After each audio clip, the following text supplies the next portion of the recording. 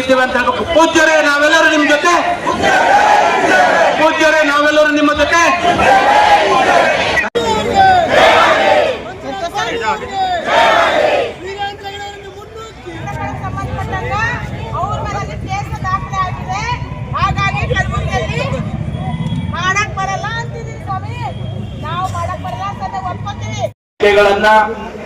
ಅನೇಕ ಯೂಟ್ಯೂಬ್ಗಳ ಮುಖಾಂತರ, ಸೋಷಿಯಲ್ ಮೀಡಿಯಾಗಳ ಮುಖಾಂತರ ಇವತ್ತು ಧರ್ಮಸ್ಥಳವನ್ನ ಚ್ಯುತಿ ತರಬೇಕು, ಆ ಧರ್ಮಸ್ಥಳದ ಮೇಲೆ ಜನರ ಭಾವನೆಗಳಿಗೆ ಚ್ಯುತಿ ತರಬೇಕು ಅಂತಕ್ಕಂಥ ಕೆಲಸ ಅನೇಕ ಜನರು ಮಾಡ್ತಾ ಇದ್ದಾರೆ.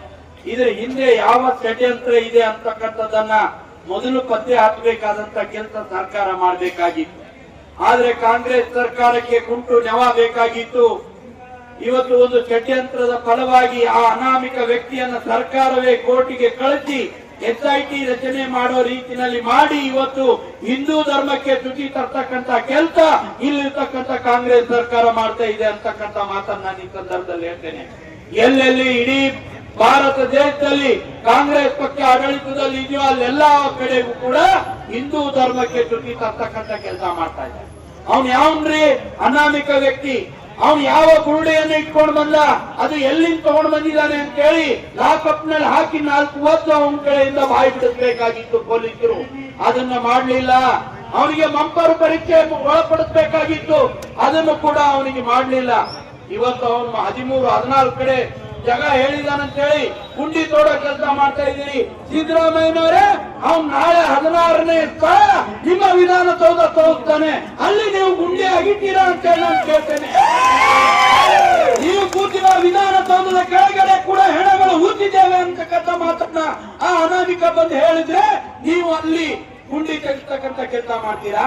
ಅವ್ನು ಹೋಗಿ ಹೈಕೋರ್ಟಿನ ಕೆಳಗಡೆ ನಾವು ಊತಿದ್ದೀವಿ ಅಂತ ಹೇಳಿದ್ರೆ ಅಲ್ಲಿ ನೀವು ಗುಂಡಿ ತೆಗಿಸ್ತಕ್ಕಂಥ ಕೆಲಸ ಮಾಡ್ತಿದ್ದೀರಾ? ಇದ್ರ ಹಿಂದೆ ಕಾಣದ ಕೈಗಳಿದಾವೆ. ಈ ಧರ್ಮವನ್ನ ಅಳಿಬೇಕು ಅಂತಕ್ಕಂಥ ಕೆಲಸ ಮಾಡ್ತಾ ಇದ್ದಾರೆ. ಅಲ್ಲಿರ್ತಕ್ಕಂಥ ಜಿಲ್ಲಾಧಿಕಾರಿಗಳು, ಅಲ್ಲಿರ್ತಕ್ಕಂಥ ಪೊಲೀಸ್ ಅಧಿಕಾರಿಗಳು ಕೂಡ ಇದರಲ್ಲಿ ಶಾಮೀಲಾಗಿದ್ದಾರೆ. ಕಾಂಗ್ರೆಸ್ ನಾಯಕರ ಕುಮ್ಮಕ್ಕಿದೆ. ಈ ಕುಮ್ಮಕ್ಕಿನಿಂದ ಇವತ್ತು SIT ರಚನೆ ಆಗಿದೆ. SIT ರಚನೆ ಬಗ್ಗೆ ನಮಗೆ ತಕರಾರಿಲ್ಲ. ಆದ್ರೆ ಎಷ್ಟು ದಿವಸ ಈ SIT ಈ ರೀತಿಯ ಬುರುಡೆ ಮಾತನ್ನ ಕೇಳಿಕೊಂಡು ನೆಲಗಳನ್ನ ಅಗಿತಾ ಹೋಗ್ತಾರೆ? ಅದಕ್ಕೆ ಇದನ್ನು ತಕ್ಷಣ ನಿಲ್ಲಿಸಬೇಕು. ಅವನಿಗೆ ಮಂಪರು ಪರೀಕ್ಷೆಗೆ ಒಳಪಡಿಸಬೇಕು. ಅವನ ಹಿಂದೆ ಇರ್ತಕ್ಕಂಥ ಕಾಣದ ಕೈಗಳು ಯಾವ್ಯಾವ ಇದಾವೆ ಅವುಗಳನ್ನ ತನಿಖೆ ಮಾಡಬೇಕು. ಮತ್ತು ಇದು ನಿಜವಾಗಿ ಈ ತನಿಖೆಯಿಂದ ಹೊರಗೆ ಬರಬೇಕು.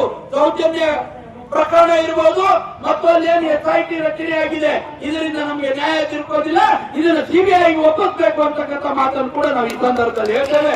ಮತ್ತು ಧರ್ಮಸ್ಥಳಕ್ಕೆ ಯಾರೇ ಚ್ಯುತಿ ಮಾಡಿದ್ರು ಕೂಡ ಧರ್ಮಸ್ಥಳಕ್ಕೆ ಚ್ಯುತಿ ಆಗೋದಿಲ್ಲ. ಯಾಕೆಂದ್ರೆ ಕೋಟ್ಯಾಂತರ ಭಕ್ತರು ಧರ್ಮಸ್ಥಳದ ಮಂಜುನಾಥನ ಮೇಲೆ ವಿಶ್ವಾಸವನ್ನು ಇಟ್ಟಿದ್ದಾರೆ. ಅವನ ವಿಶ್ವಾಸವೇ ಅನೇಕ ಜನರು ಉಸಿರಾಗಿದೆ.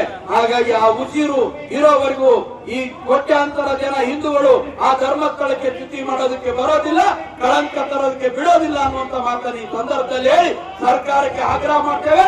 ತಕ್ಷಣ SIT ಯಾವುದು ಏನ್ ತನಿಖೆ ನಡೀತಾ ಇದೆ ಅದನ್ನ ನಿಲ್ಲಿಸಬೇಕು, ಮಂಪರು ಪರೀಕ್ಷೆ ಮಾಡಬೇಕು, ಆ ವ್ಯಕ್ತಿಗಳನ್ನ ಹಿಡಿದು ಒಳಗೆ ಹಾಕಬೇಕು ಅನ್ನುವಂತ ಆಗ್ರಹವನ್ನು ಮಾಡಿ ನನ್ನ ಮಾತಿಗೆ ವಿರಾಮ ಕೊಡ್ತೀನಿ. ಬೋಲೋ ಭಾರತ್ ಮಾತಾ ಕೀ.